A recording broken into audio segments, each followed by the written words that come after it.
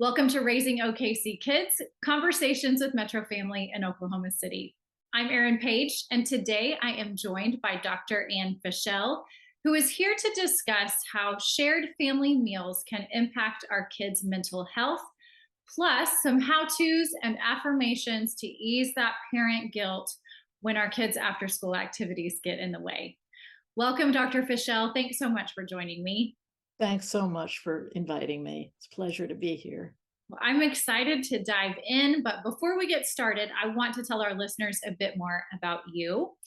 Dr. Ann Fishel is co founder of the Family Dinner Project and author of Home for Dinner, Mixing Food, Fun, and Conversation for a Happier Family and Healthier Kids. Plus, she's author of Eat, Laugh, Talk, the Family Dinner Playbook. She's also an associate clinical professor of psychology at Harvard Medical School and director of the Family and Couples Therapy Program at Massachusetts General Hospital in Boston. And she has a private practice focusing on individual, couples, and family therapy. She's also the mom of 2 adult sons. Dr. Fishel, first, I'd love to hear more about the foundation of your work. How does coming together as a family over a meal positively impact both our physical and our emotional well-being? Yes, so much to say, but I'll keep it short. There are 25 years of scientific studies that show when families get together over mealtime, and it could be breakfast or lunch or dinner or even an intentional snack. But when they do that in a regular way, it turns out it's great for the kids' bodies, their nutrition, for their academic performance, and I think best of all, for their mental health. And actually, there's recent research that suggests that regular mealtime is good for adults too, which I like to emphasize because it's a lot of work for parents to make meals happen. And so it's good to hear that it's good for their nutrition and their mental health as well. So just to sort of flesh this out a little bit more, in terms of the nutrition, even if we don't try that hard, meals made at home tend to be lower in sugar and fat and salt and higher in fruits and vegetables and fiber. And kids who grow up having dinner when they're on their own as young adults tend to be less obese and to continue to eat in a healthier way. And in terms of academic performance, regular meals are associated with higher grades, higher achievement, and in young kids, in more robust vocabularies. But then the real bonus to me are the mental health benefits because I am a family therapist and a clinical psychologist. The regular family dinners are associated with lower rates of all kinds of high risk behaviors, like lower rates of substance abuse and teenage pregnancy and eating disorders and depression. And this is why I sort of only half joke when I say I could almost be out of business as a family therapist if more families had regular family dinners because of these incredible mental health benefits and protective aspects to shared mealtime. That's such a great place to start and good reminders for all of us as parents about the why behind making those family meal times a priority. And I know you're going to walk us through how to do this in a way that doesn't make it feel like another thing on our to-do list, but makes it feel very doable and relatable. I know I'm thinking a lot right now about all the after school activities my kids have. And a lot of times it feels like we have to either eat dinner as a family at 4 o'clock or at 10 o'clock. Yes. So, how do we, knowing all these benefits, how do we also set some reasonable expectations for ourselves to prioritize time together? Yeah, I mean, this is the number one challenge that parents with kids tell us about.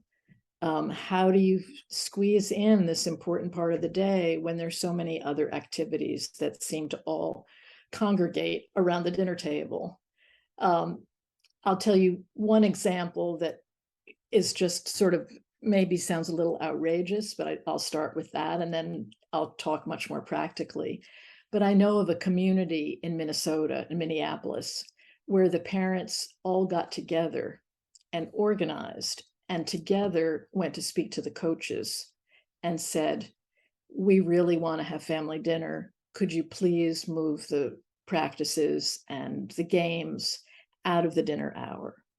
And because it was not just one squeaky wheel parent, it was the whole team and several teams.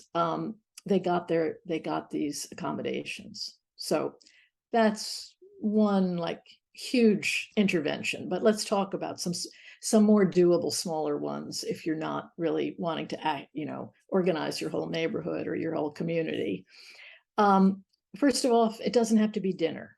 So if you have 4 to 10 is just out of the question, then maybe it makes sense to pivot to breakfast. You don't have to corral your kids. You know where they are first thing in the morning. Bring them down to the table, and you can have games and conversation starters that sort of anticipate the day rather than review it.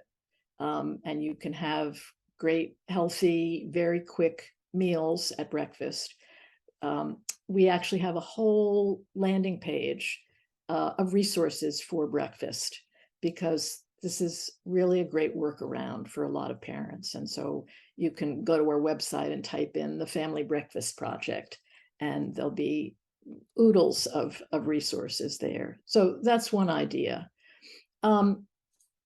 It also doesn't have to be a whole meal. It could be a snack. It could be a 10-minute little window where you have some fruit and yogurt with your child.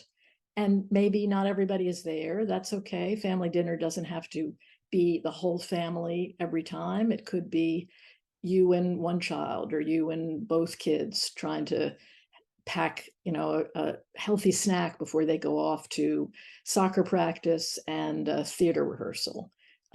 So that's another way to sort of open it up. It doesn't have to be dinner, and it doesn't have to be the whole family all at once. It could be a snack, or it could be a snack at 10 o'clock at night when your kids push back from the computer and you push back from whatever you're doing, and you meet in the kitchen and you have a healthy snack then, as a break from homework. Hopefully not at 10. You'd want your kids maybe heading to bed soon after that. So maybe at 9. So those are some ideas. Those are such great ideas. And I know we were talking offline about how much I have enjoyed the content at thefamilydinnerproject.org because it has taken a lot of guilt off of me as a mom in thinking we've got to eat dinner together every single night at the same time.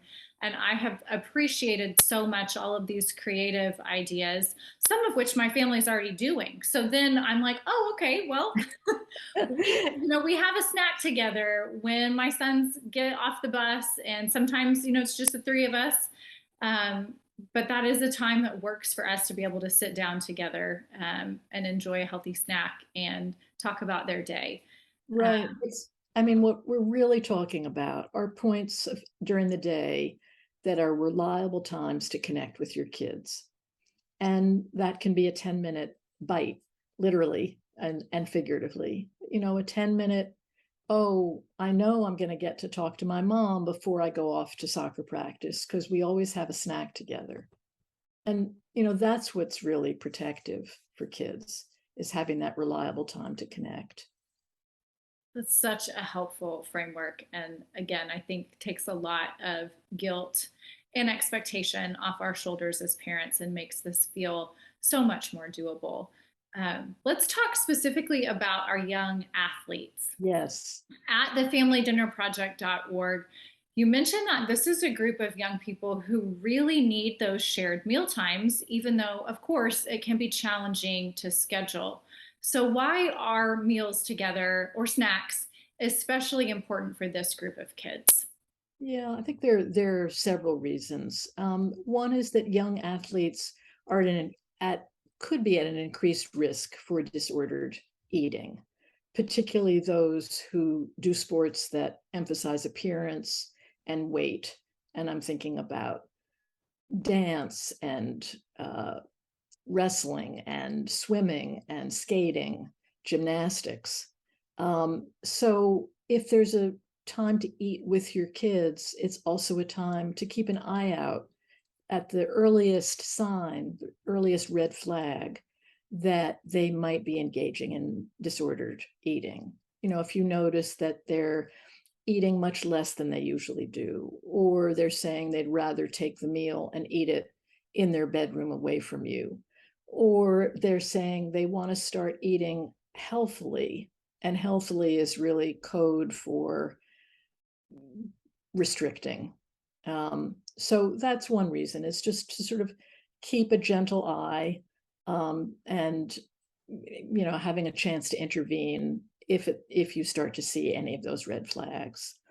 Then mealtime is also a chance for your young athletes to talk about other things besides sports. For you to, when you're driving them to sports, often you're talking about, what do you think the coach is going to do with you today, and what games do you have coming up, and so on. But the dinner table can really be a place to kind of open it up and talk about other aspects of your young athletes' lives that are just as important. So that's one thing. And then a third thing is nutrition is really important for our teen athletes or our young athletes.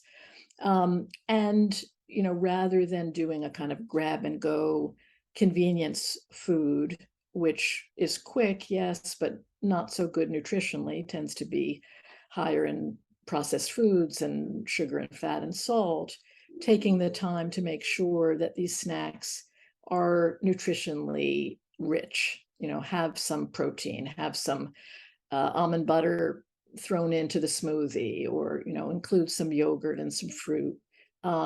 This is important in helping them keep their bodies healthy and keep some awareness of what fuel they really need to be in good shape. That's really helpful. Another piece of the puzzle with young athletes that it's often overwhelming to me are all the logistics surrounding food and practice or games, when to feed them, how much, do they eat them before or after, what kinds of things should they be eating? Right, So right. what can you share with us in terms of advice about some of those logistical parts? Yeah, I really didn't know the answer to this until we started to create some new resources at the Family Dinner Project, and we talked to a bunch of sports nutritionists, and they had some really helpful advice. They said, if it's a light practice, or it's practice, not a big competitive game, eating an hour before, an hour before is good. If it's like a heavy competition, you want it more like 2 to 3 hours, so that food doesn't get just eaten up, or the energy doesn't get um, devoured by digestion. You want it available to go to your muscles and to your brain and everything else. So 2 to 3 hours. Of course, hydrate, hydrate, hydrate, hydrate several hours before, have water during the practice, and so on. That's really important. They also said to avoid eating high fat foods, because that can sit like a rock in a child's stomach or an adult's stomach as well. And spicy foods also may not be so advisable right before practice and games. And then they also, when I asked, well, what should be the composition of the food, how much of this and how much of that, they said sort of general rule, 50% carbs, 25% protein, 25% fruits and vegetables, and then some fat, preferably in the shape of oil, olive oil, and a dairy source. And fruits and vegetables are really so key, because they also contain antioxidants and help with inflammation that may get created during a heavy practice. So, that's really something to make sure that you keep in mind, even if it's just a mini snack. So, yeah, this was news to me. I before the pandemic, I always went to a yoga class right around dinner time. And I created what I describe as yoga eggs because I could make them in 15 minutes and then be out the door and to my yoga class. And after I got this advice, I realized I really needed a little more time to digest it before hitting the mat. Um, so, I mean, we all can learn things. It's not just the youth athletes, but parents. Many parents are athletes as well. This content, especially like this logistical content, has created a lot of great conversations in my household with my husband, who coaches two of our kids' soccer teams and coaches our third kid's basketball team. And my kids all play a variety of sports. So it's been fun for me to discover all the information available on your site and then talk with my kid athletes and my coach who lives here too about all of this information so that we can kind of process it together. And then I think my kids have felt a little bit empowered, like they kind of know more about what their bodies need and can be part of making those decisions or knowing when and how much to eat. Yes, I mean, I think that's a great attitude to have about your kids eating is they're the boss. I mean, you do your best to provide what's healthy and nutritious and what you think they'll like, but they're the only ones who can really decide how much they're going to have and what they really like. And I think that that's a great attitude to have. Well, it's been fun for us. So I highly recommend all that content. It's been really helpful. And I know there's more for me to learn on the site as well. So we've talked about scheduling the time can be a little bit tricky, but we've got some great advice from you on how to make that work. The meal planning and the prep work is the next part that we get hung up on. So, what ideas can you share with us to streamline those weekly dinners or breakfasts that are both nutritious and efficient? Yeah, I mean, I think there's sort of like I don't know four main strategies um, that I've heard about from parents and I've tried myself with my kids. One strategy are the make ahead meals. So they're ready to go. And if you're doing like split shift meals, you're feeding one child at 5 and another child at 8, you've got them ready to go. And we've got lots of recipes on the website that are like that. Might be a Tuscan tomato bread soup or a broccoli strata, cheese strata, or chicken marbella, things that can be made a few days before or put in the freezer and then defrosted.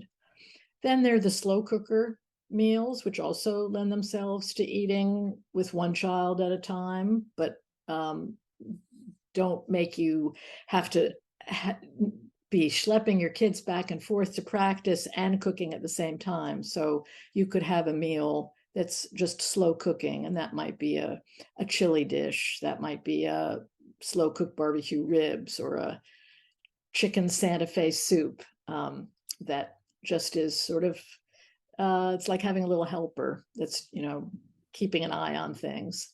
And then there are meals that can be made in less than 15 or 20 minutes. Those are your sort of short order cook. And I think most parents have a few up their sleeve. I mentioned my yoga eggs, which is just throw whatever vegetables I have on hand, saute them quickly, put some greens in, put 2 eggs or however 2 per person, sprinkle some cheese and bake it at a high rate in the oven for 7 minutes. And it's sort of one pot, very, very quick. Or shrimp fried rice is another. So that's a third strategy. And a fourth is to really rely on mini meals or snacks. And those can be made very quickly too. So that, might be a scrambled egg, or it might be a smoothie with nut butter thrown in, or hummus that you bought at the store and you cut up some vegetables and you use that as a dip. So that would be another approach. And I think the general idea that I want to get across, which I think you and I have talked about before, and you've woven in nicely during our chat today, um, is that what's really corrosive is when parents think they have to do this perfectly, or that whatever they offer their children has to be Instagrammable. It has to really look good, and it has to be fancy, and it has no, it can be the simplest thing in the world. Because the secret sauce of any of these meals, whether they're mini snacks or slow cooker or whatever, the secret sauce is really taking 10 minutes, 15 minutes to connect with your child. That's what's really going to bring the benefits. So, you want to find something your child is going to like that's got some nutritional value. And beyond that, it's really about sitting down and just having an enjoyable few minutes in between all the rush and back and forth. Those are such helpful ideas, and I am going to immediately go after our conversation and look up all those recipes for the dishes you mentioned. I know I love to cook. It's therapeutic for me to be in the kitchen and cooking, and there are times that I really enjoy lengthy recipes and cooking processes. But it was Sure. helpful for me recently that my husband said, I think that you're stressing yourself out too much by trying to, spend time every night making something in the kitchen. And is there a way that we can streamline this, or that we can look at some quicker recipes? And I'm fortunate, he's very helpful in doing all of the things. He'll prep and I'll cook or whatever it is. But it was nice for me to have that reminder that it's not about necessarily the process, that it's okay to kind of do the bare minimum. um, That's right. so That's it right. was, And maybe on the yeah, weekend, when you have more time, you do something more elaborate. If it's fun for you, or if it's fun to do it with your kids or with your husband. But yes, in terms of what's really important to get the benefits from shared mealtime, it's really the food is the least of it. it's the time together. Well, Yeah. I'm going to tell my husband that he must have been channeling you when he was giving me that advice, which was very sound advice. So let's talk now about that relationship building Yes. piece. Whether it's over dinner or breakfast, or even while we're chauffeuring kids to practice or activities, what are some conversation starters or topics you recommend for parents to connect with our kids in those moments and even check in on their mental health?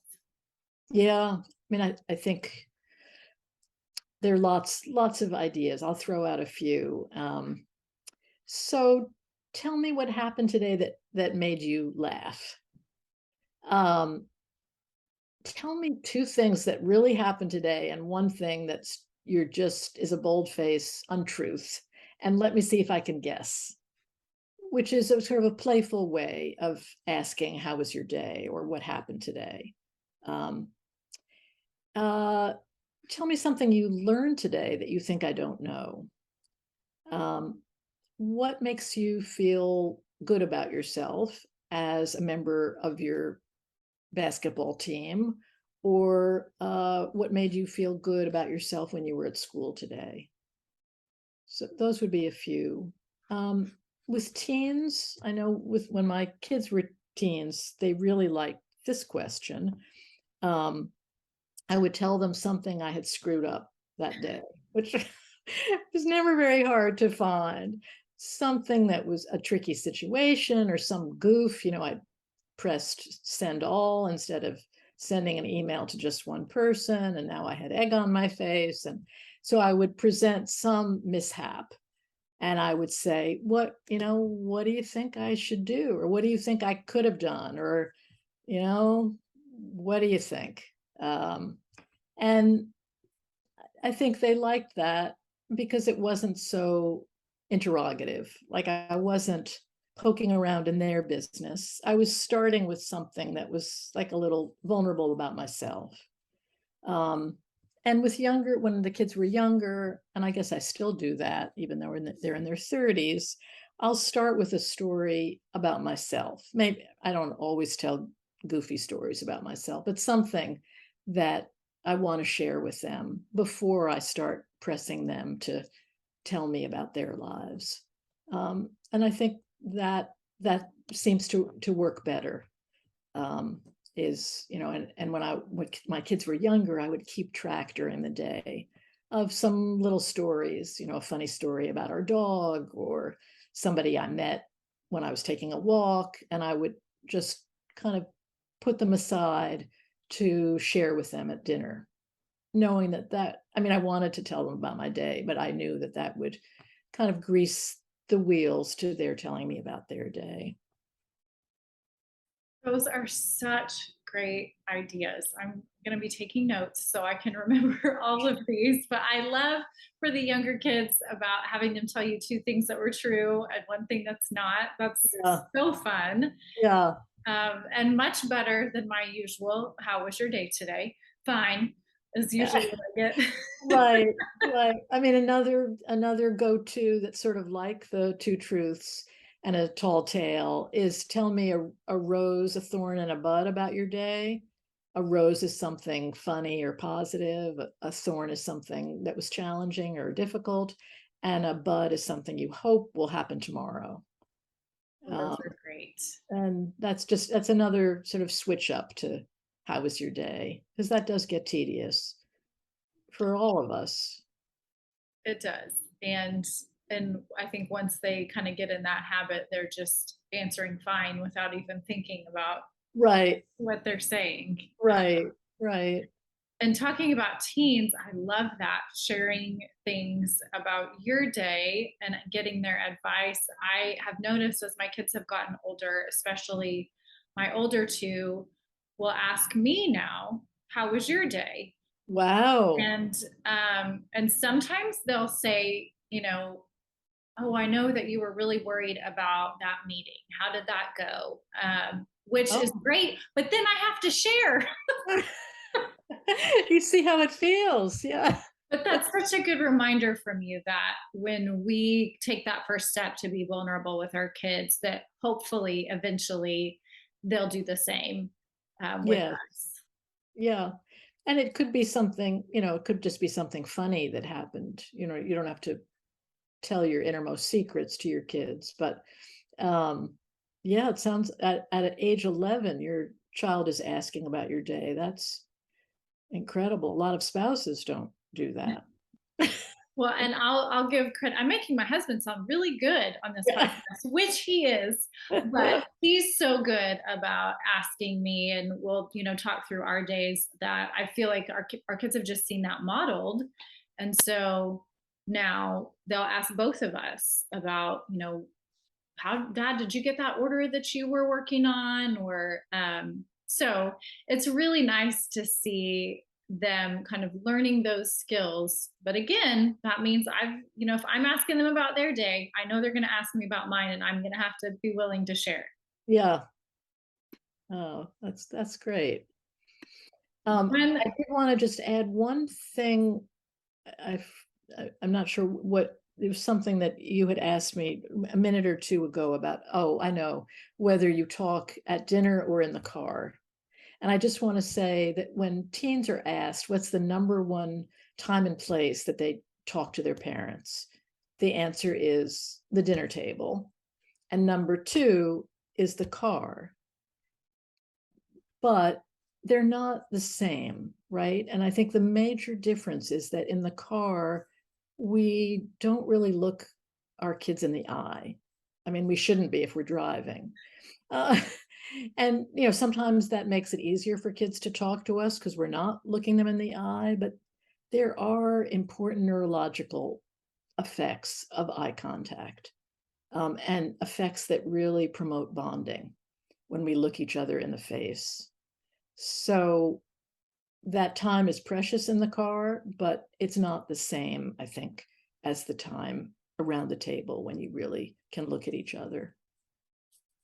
Ooh, that's a good reminder and a good distinction there. And both can be important, but maybe in different ways. So that's a good reminder for me as a mom for sure.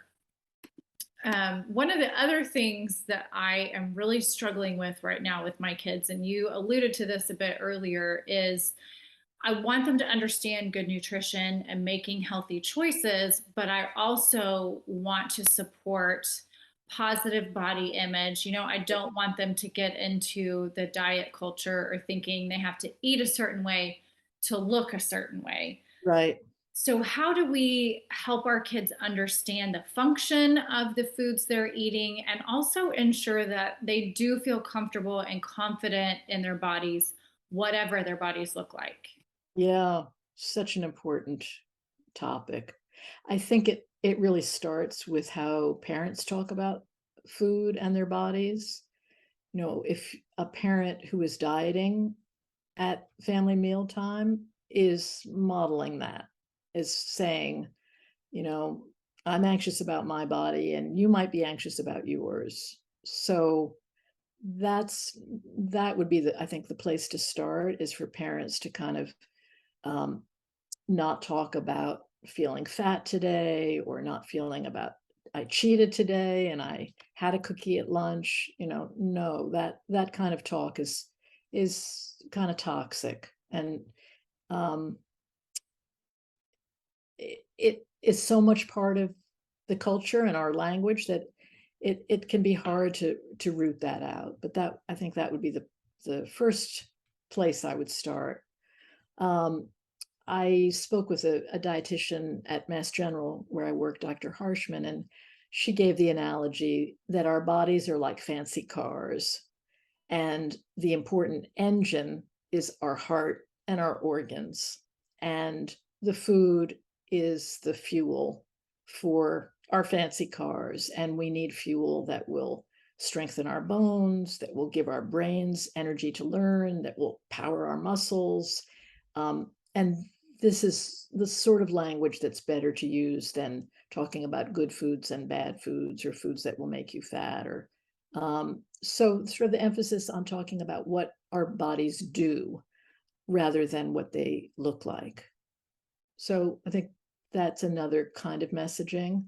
And then also, as we were sort of alluding to earlier, um, focusing on, the parents offer healthy, nutritious food, but then the less said, the better about how much our kids eat, or, encouraging them to just take another bite, or you've already had two portions, do you really need a third? That kind of conversation is really not helpful. So offer the food, do the best you can, and then try not to comment on how much your child is eating. Um, and in that spirit, also helping your child pay attention to their own satiety cues, which again you might model yourself. Huh, you know, my brain is sort of caught up with my body because we've been eating in sort of a slow and relaxed way. And gosh, I'm full. So I'm not going to finish everything. You know, the sort of anti-clean plate uh, ethos. It's okay to leave something on the plate if you're full. And it's also okay to have a little more if you're not quite full. So helping kids sort of locate that in their own bodies rather than trying to negotiate it at the table with them. And then I guess also talking about all the different ways that we measure health. Weight, yes, is one, but also how strong we are, how our blood pressure is doing, how well we slept, how much exercise we get.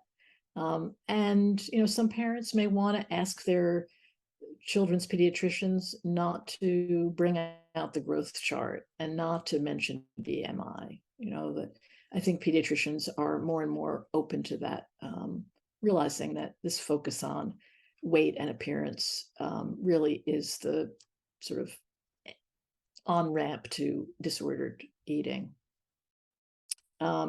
So those would be some thoughts on that.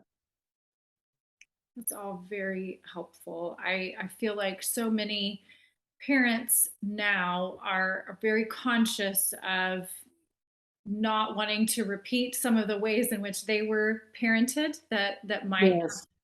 felt harmful, or even just as they look back think, oh, okay, well maybe that's why I feel like this about food in this way now.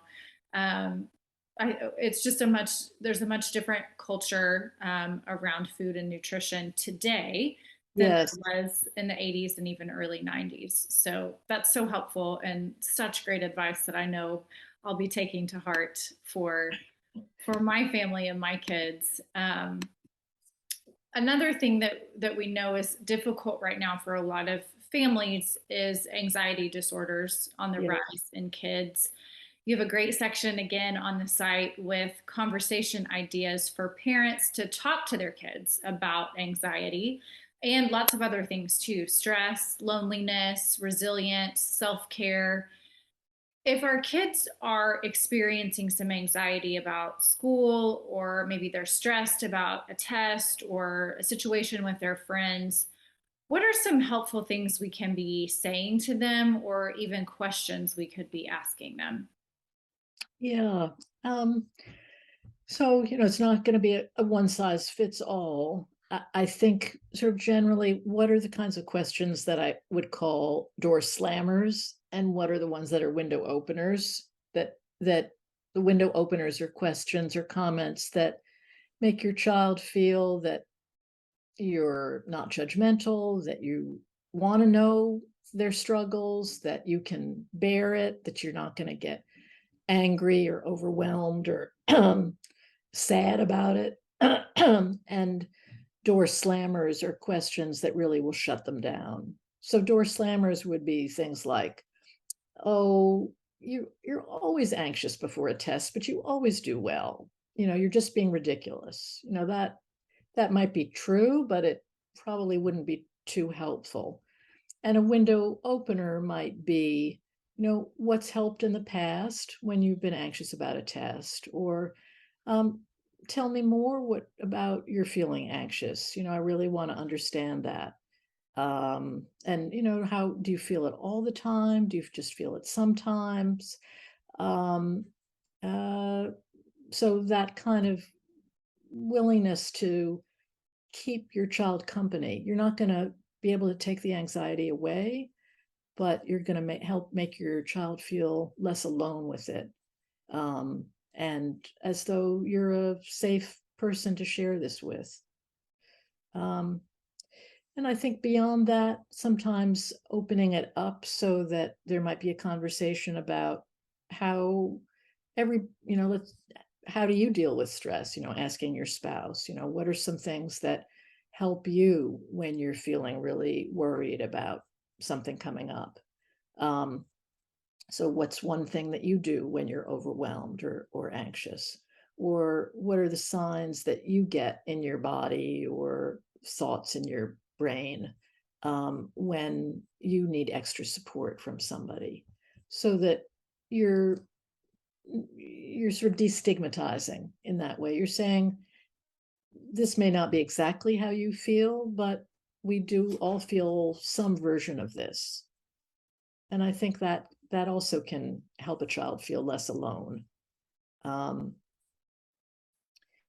Sometimes families will start a mealtime doing a breathing exercise. Doing we have a new breathing game on the website, the humming bee, where you breathe in and then you breathe out, making a sound of a bee, and kind of notice what the vibrations feel like, and if you make the vibrations lower or higher, how does it make you feel? But it's just like a grounding exercise. Or 5 4 3 2 1, 5 things that you can see, 4 things that you can touch, 3 things that you can hear. I don't know where I am. 2 things you can smell, and 1 thing that you want to eat tonight. um, Again, just a grounding that everybody can do. And of course, the very having of a mealtime is an anxiety buster. It's a way to sort of step away from the hubbub and to feel that the good feelings that come from having people at the table want to listen to what your day is like and how you're feeling. This is all very salutary.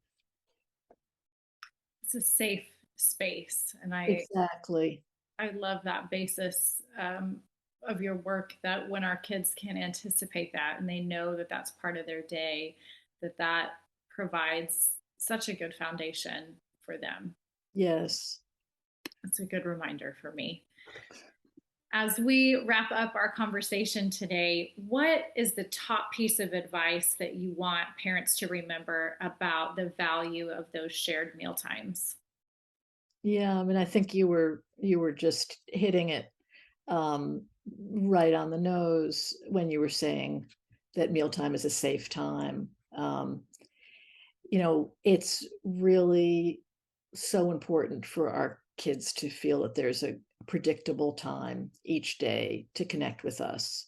When kids have that daily connection, whether it's a snack or a meal or breakfast or dinner, when they have that connection, it's like a seatbelt on the potholed road of childhood and adolescence. It's protective, and it doesn't have to be perfect, and it doesn't have to be dinner.